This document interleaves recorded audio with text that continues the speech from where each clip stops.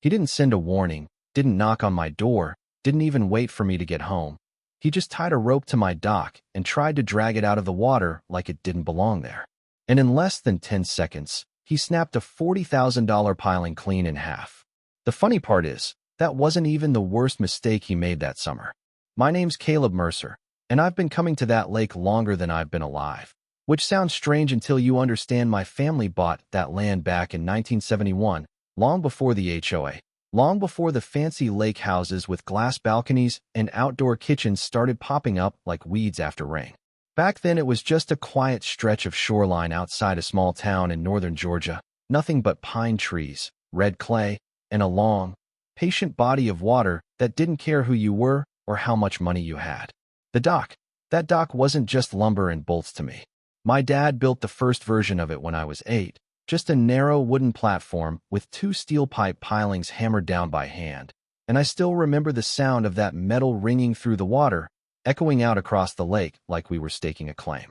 Over the years we rebuilt it, expanded it, reinforced it. By the time I took it over, it had a cedar deck, pressure-treated framing, and 3 main pilings sunk deep enough to outlast most storms.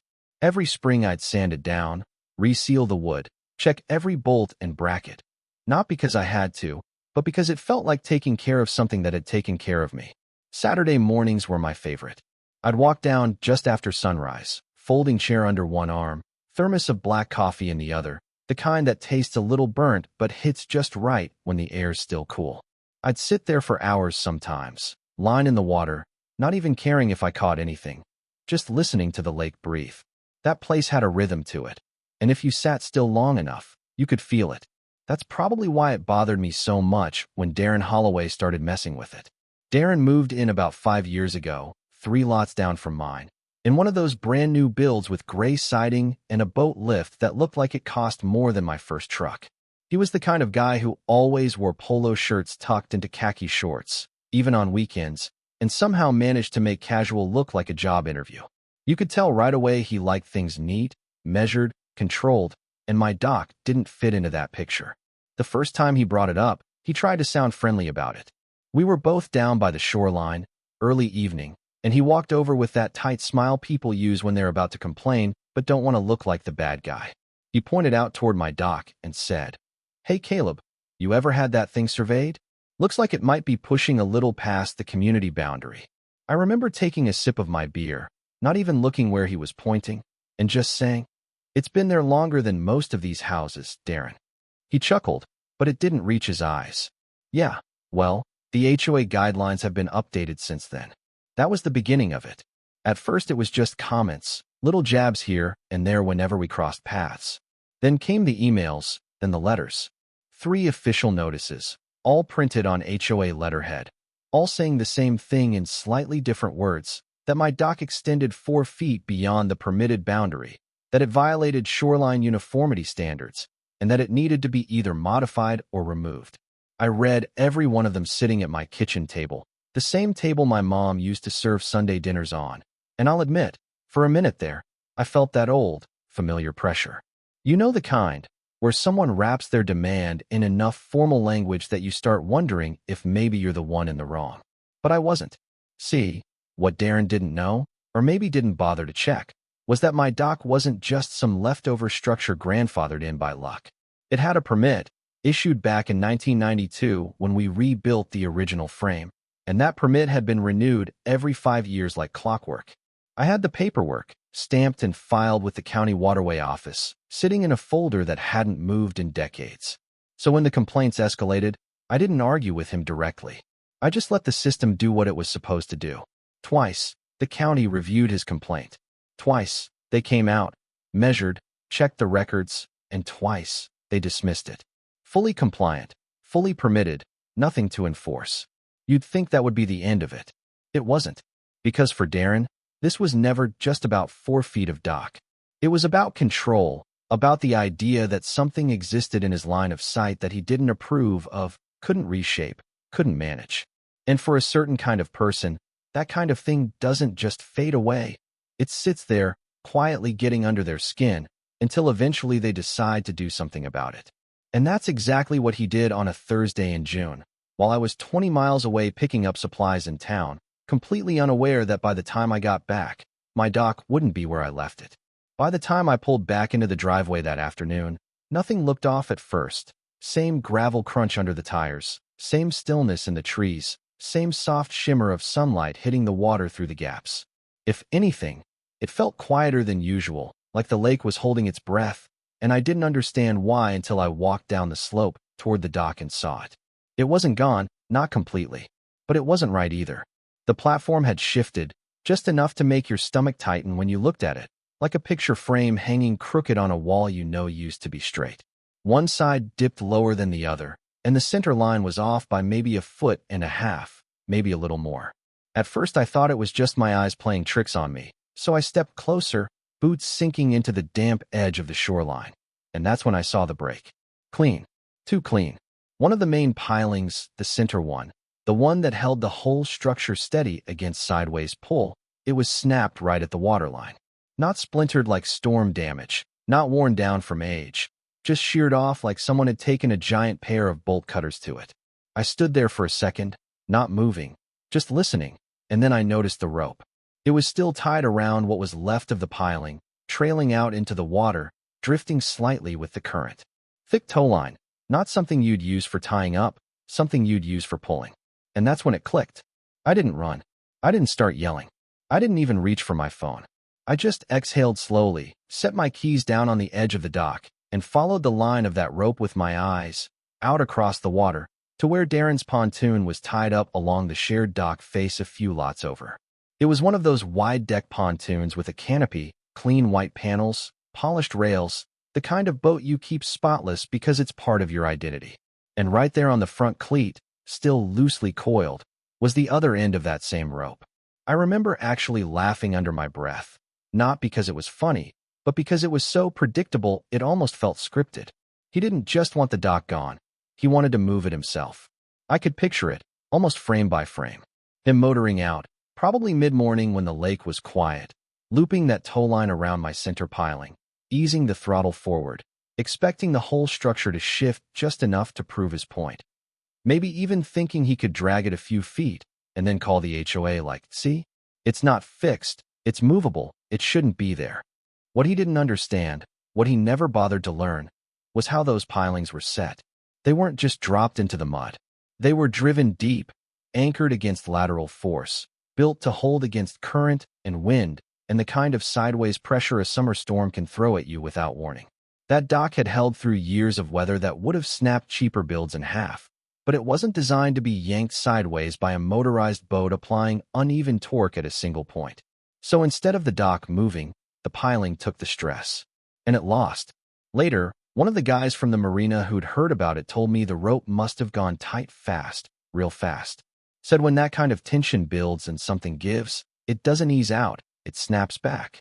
He guessed Darren probably got a pretty good scare when the line cracked loose across the bow of his pontoon. Nobody got hurt, which, I'll give him that, could have been worse.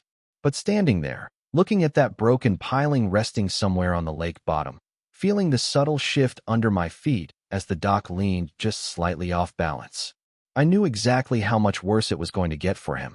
Because this wasn't just damage. This was intent. I walked back up to the house, slow, steady. Not because I was calm, but because I didn't trust myself to move any faster without doing something I'd regret. Inside, the air felt cooler, quieter, like stepping into a different world. I set the keys on the counter, filled the kettle, and started making coffee. Yeah, coffee. That probably sounds strange, but I've learned over the years that if you react too fast, you end up playing someone else's game. And Darren wanted a reaction. He wanted a confrontation, something loud and messy he could twist into justification. I wasn't going to give him that. So I made coffee, sat down at the table, and reached for a folder I hadn't opened in a long time.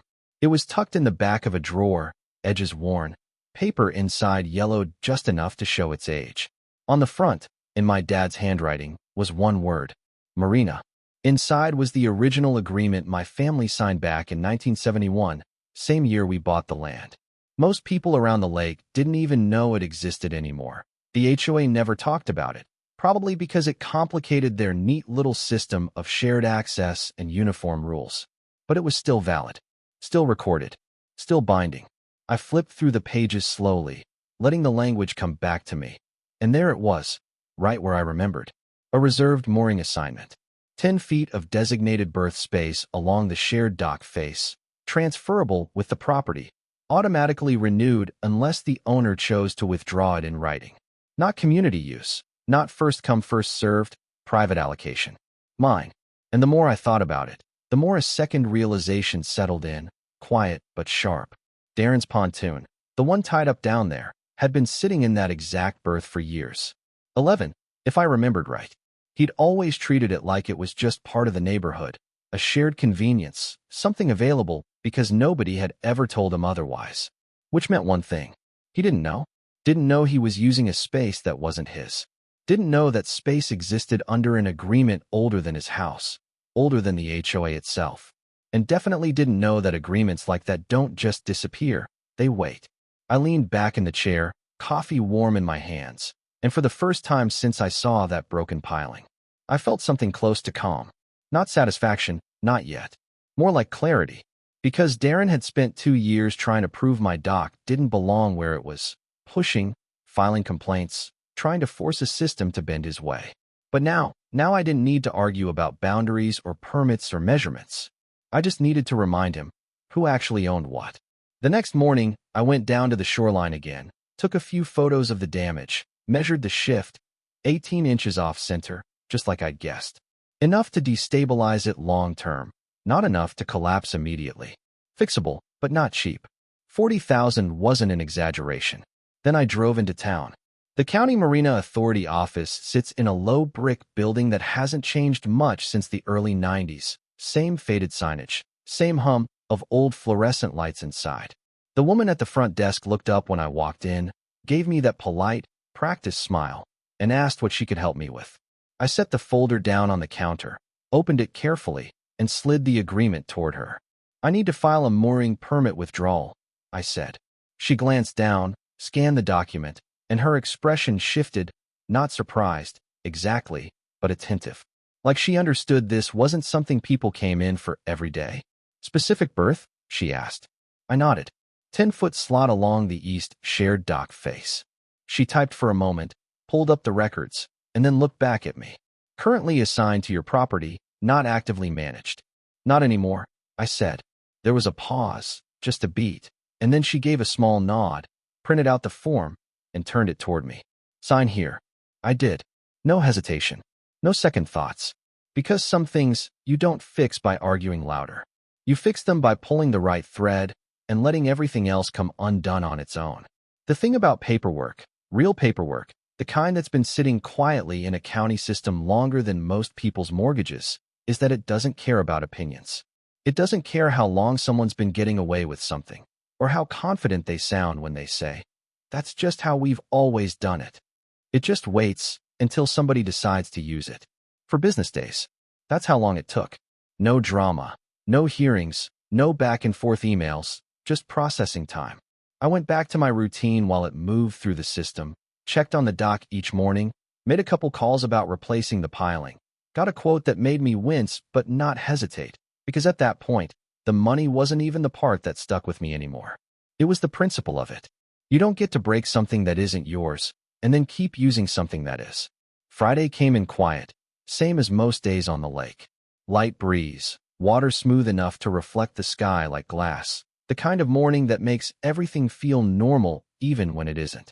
I was down by the shoreline again, coffee in hand, just watching the water when I saw the patrol boat. White hull, county markings on the side, moving steady but not in a hurry, the kind of movement that says they already know exactly where they're going. And sure enough, they headed straight for the shared dock face. I didn't move closer. Didn't need to. From where I stood, I could see enough. One officer stepping off onto the dock, clipboard in hand, scanning the slips, matching numbers, checking assignments. It was procedural, calm, almost boring if you didn't know what you were looking at. Then he stopped at Darren's pontoon. Even from that distance, I could see the slight tilt of his head, the pause as he double-checked something on the page, then looked back at the boat. A second officer joined him, said something I couldn't hear, and then they got to work. A bright notice went up first, fixed right to the side rail near the entry point.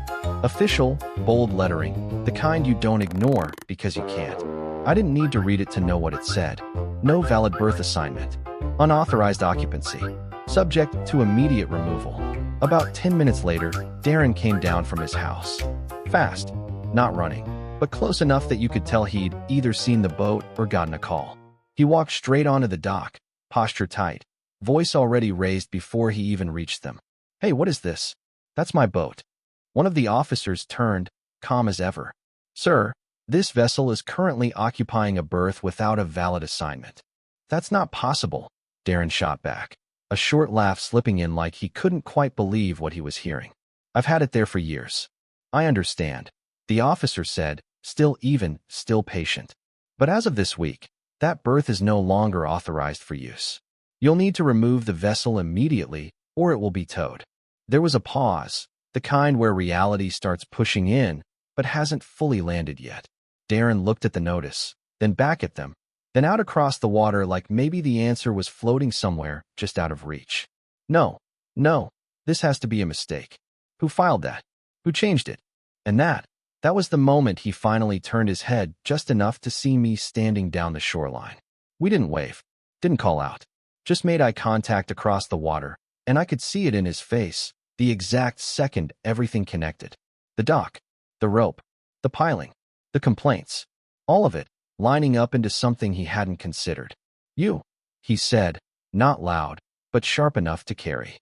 I didn't answer right away, just took a slow sip of coffee, let the silence stretch a second longer than comfortable, then gave a small nod.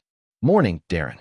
He stepped off the dock, onto his pontoon, then back again, like he couldn't decide where to stand, like the ground itself had shifted under him. "You can't just," he started, then stopped, recalibrated. "That's not how this works. That's a shared dock." "It's not," I said, calm, same tone I'd used in that office a few days earlier. "Never was." He shook his head, frustration starting to crack through. "I've been using that spot for 11 years. "I know," I said. "Doesn't make it yours." That hit. You could see it. Not just the inconvenience of having to move his boat, not even the cost that was coming, but the realization that he'd built an assumption, lived inside it, enforced it on others, without ever actually checking if it was true. The officers gave him a few more minutes, enough to make a call, maybe try to figure something out, but there wasn't anything to figure out. By late afternoon, a tow crew came out, hooked up the pontoon, and pulled it across the lake to the impound facility. Clean. Efficient. Final. I didn't go watch up close. Didn't need to. I could hear the engine from where I was, low and steady, fading as it moved farther out, and that was enough. Later that evening, word made its way around, like it always does in places like that. People talking in driveways, on back porches, voices low but curious, not really picking sides, just trying to piece together what happened. By the time the sun went down, most of them had the story. By the end of the weekend, Darren had his boat back, paid the retrieval fees, the storage charges, everything. $2,300, just to undo a situation he created himself. And the HOA? They went quiet. No more letters. No more notices. No follow-ups. No revised complaints. No, we'd like to revisit this matter. Just silence, the kind that tells you they've decided it's not worth pushing anymore. As for the dock, I had the piling replaced about a month later. Took a crew and some specialized equipment to drive a new one down deep enough to match the others. But once it was done, it was solid again. Come September, I sanded down the cedar, resealed it. Same as every year, same routine, same rhythm. Like nothing ever happened. But of course something did. Because every now and then, I'll still see Darren down by the shoreline, standing a little farther back than he used to, looking out over the water like he's measuring things differently now. We don't talk much. Just the occasional nod, the kind neighbors give when there's history there that doesn't need to be revisited. And I've thought about it more than once. How close that whole situation came to going a different way. If I'd reacted faster, louder, if I'd gone straight at him instead of stepping back, maybe it would have turned into one of those drawn-out disputes that never really end. Just keep escalating until nobody remembers what started it. But it didn't. Because sometimes the strongest move you can make is letting someone walk all the way into the consequences of their own assumptions. Some people look at that and say it's petty. Others say it's fair. Me, I just think it's accurate. Because at the end of the day, This wasn't about a dock, or 4 feet of shoreline, or even a broken piling sitting at the bottom of the lake. It was about ownership, about the difference between what you think is yours and what actually is. And here's the part I'm still curious about. If you were in my position, would you have handled it the same way? Would you have pulled that thread and let everything fall into place? Or would you have confronted him the second you saw the damage? Consequences be damned? I've heard both sides. I'm still hearing them. So tell me what you think. Was it justice, or just a quieter kind of revenge? Drop your take in the comments, because I read every one of them. And if you've ever dealt with someone who thought they owned something they didn't, I've got another story coming that you're not going to want to miss.